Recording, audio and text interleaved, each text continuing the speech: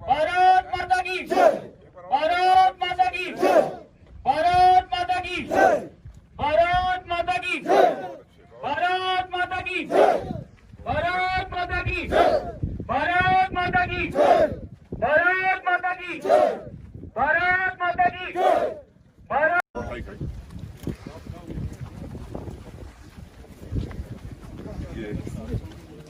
Top! ITBP top! ITBP, ये top! ITBP top तो राजू भाई, ड्यूटी पे मैं रुका। ड्यूटी में साहब। ड्यूटी वहाँ थे? जी साहब। आप थे उससे? मैं थे साहब। अरे क्या? बहुत ठंड थी। नेट खोल किया था साहब। रास्ते रुके।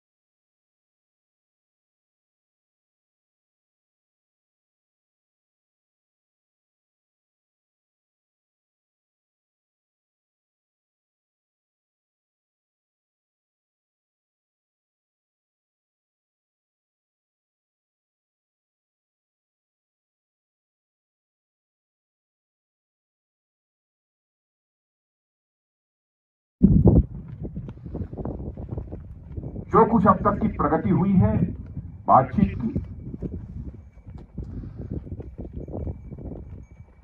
मामला हल होना चाहिए।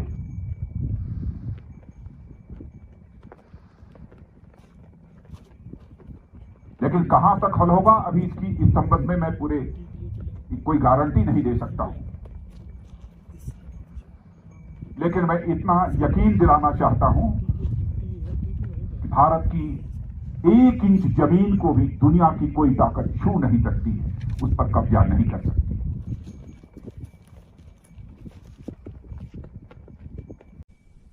मैं इसे अपना सौभाग्य मानता हूं कि आप लोगों का दर्शन करने का मुझे अवसर प्राप्त हुआ है।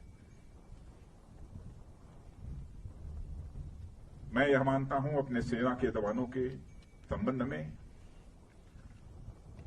कि वह केवल एक सेना के बहादुर जवान ही नहीं है, बल्कि वह सचमुच भारत की आन बान और शान है।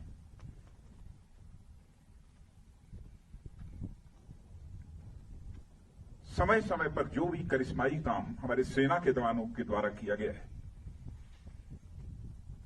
उस पर समस्त देशवासियों को नाज है। आज यदि आपसे मिलकर मुझे बेहद खुशी हो रही है, तो मन में एक पीड़ा भी है, गम भी है। हाल में ही भारत और चीन के जवानों के बीच PP-14 पर जो कुछ भी हुआ,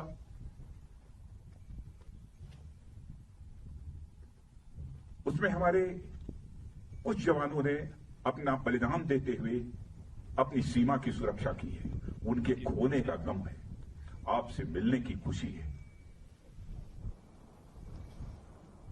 मैं उनकी स्मृति को स्मरण करना चाहता हूं, उनकी स्मृति को नमन करता हूं,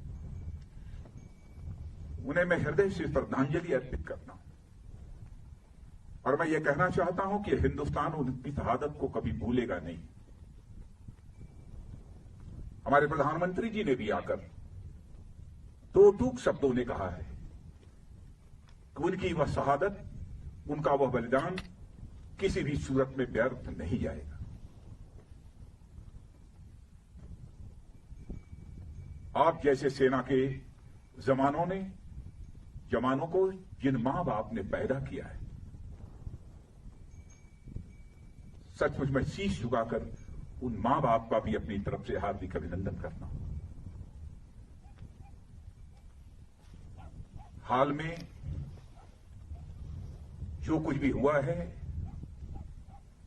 भारत और चीन के सेना के जवानों के बीच, मैं कह सकता हूं कि आप लोगों ने केवल भारत की सीमा की सुरक्षा नहीं की है, बल्कि भारत के 130 करोड़ भारतवासियों के सम्मान की आपने सुरक्षा की। इसके लिए भी मैं अपनी तरफ से आप सबका हार्दिक अभिनंदन करना चाहता हूं और देश के अपने सारे ऐसे सेना के जवानों का अभिनंदन करना चाहता हूं। कैसी स्वाभिमान की भावना आप सबके अंदर है। क्या आप सब कुछ बर्दाश्त कर सकते हैं, लेकिन अपने स्वाभिमान पर किसी भी सूरत में चोट नहीं बर्दाश्त कर सकते। आप सभी जानते हैं कि मनुष्य के हृदय की सबसे बलवती भावना यदि कोई होती है तो स्वाभिमान की भावना होती है। स्वाभिमान ये व्यक्तिगत भी होता है, समाज का भी होता है, क्षेत्र का भी होता है, परिवार का भी होता है, लेकिन सबसे ऊपर एक स्वाभिमान होता है, राष्ट्रीय स्वाभिमान। यदि व्यक्तिगत रूप से हमें कोई अपशब्दों का प्रयोग करता है तो हमारा व्यक्तिगत स्वाभिमान जागृत हो उठता है और उससे हम दो हाथ करने के लिए तैयार हो जाते हैं।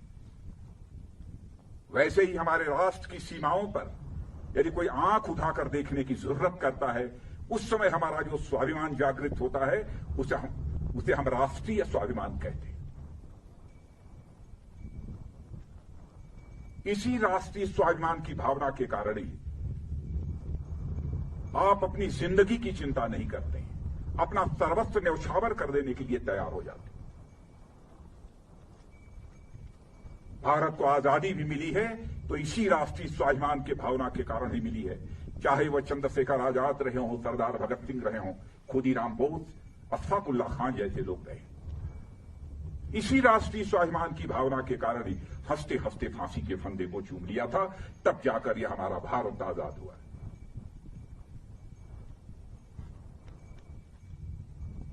जितना भी आपके बारे में कहा जाए वह कम है।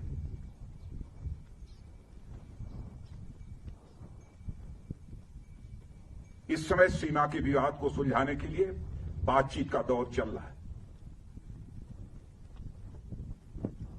जो कुछ अब तक की प्रगति हुई है बातचीत की,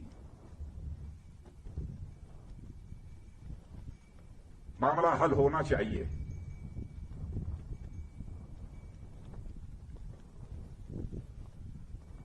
लेकिन कहां तक हल होगा, अभी इस संबंध में मैं कोई गारंटी नहीं दे सकता हूं।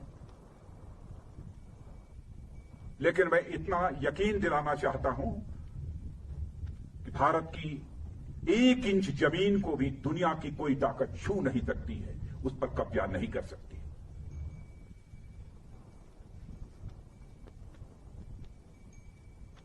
लेकिन बातचीत के द्वारा यदि समाधान निकलता है तो इससे अच्छी बात और कोई दूसरी नहीं हो सकती है। वह सिलसिला चल रहा है, मिलिट्री लेवल पर भी बातचीत चल रही है, डिप्लोमेटिक बातचीत भी चल रही है। भारत का जहां तक सवाल है, भारत दुनिया का इकलौता देश है जिसने सारे विश्व को शांति का संदेश दिया है। भारत दुनिया का इकलौता देश है जिसने कि दुनिया के किसी देश पर न तो कभी आक्रमण किया है और न दुनिया के किसी देश की 1 इंच जमीन पर कभी कब्जा किया है। भारत दुनिया का यह इकलौता देश है जिसने भारत की सीमा में रहने वाले लोगों को ही अपने परिवार का सदस्य नहीं माना है, बल्कि पूरे विश्व की धरा पर रहने वाले लोगों को अपने परिवार का सदस्य मानते हुए वसुधैव कुटुंबकम का संदेश सारे विश्व को किसी एक देश ने दिया है तो हमारे और आपके देश भारत ने दिया है। हम अशांति नहीं चाहते, हम शांति चाहते हैं। हमारा चरित्र रहा है कि हमने दुनिया के किसी भी देश के स्वाभिमान पर चोट पहुंचाने की कभी कोशिश नहीं की। लेकिन यह भी मैं कह देना चाहता हूं 2 टूक शब्दों में, यदि कोई दुनिया की ताकत हमारे स्वाभिमान पर चोट पहुंचाने की कोशिश करेगी तो उसे किसी भी सूरत पे हम बर्दाश्त नहीं करेंगे, उसका हम मुंहतोड़ जवाब देने के लिए भी तैयार रहेंगे।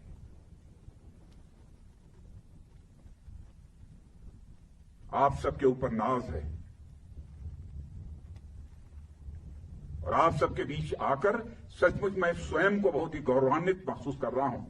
इसीलिए यह सब सारी बातें मैं बोल रहा हूं। आपके ऊपर भरोसा है।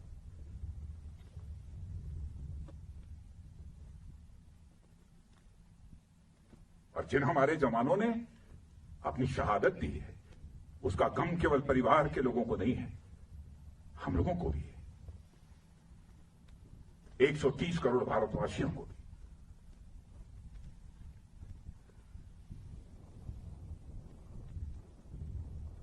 मैं आप सबको बहुत हमारी इच्छा थी कि आप तभी से हमारी भेंट हो। और मित्रों, भरोसा रखना, अब हमारा भारत यह कमजोर भारत नहीं है। भारत का एक सशक्त नेतृत्व है।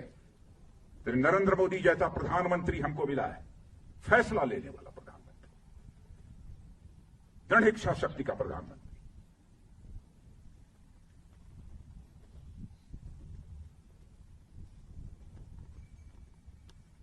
हमारे स्वाभिमान पर कोई चोट नहीं पहुंचा सकता। राष्ट्रीय स्वाभिमान ये हमारी पूंजी है।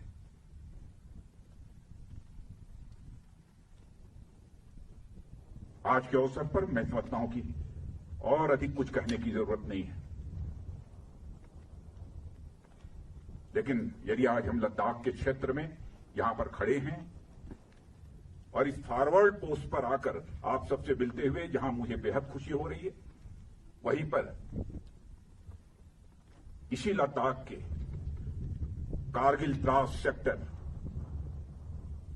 में भारत की सीमा की रक्षा करते हुए, 1-1 इंच जमीन की रक्षा करते हुए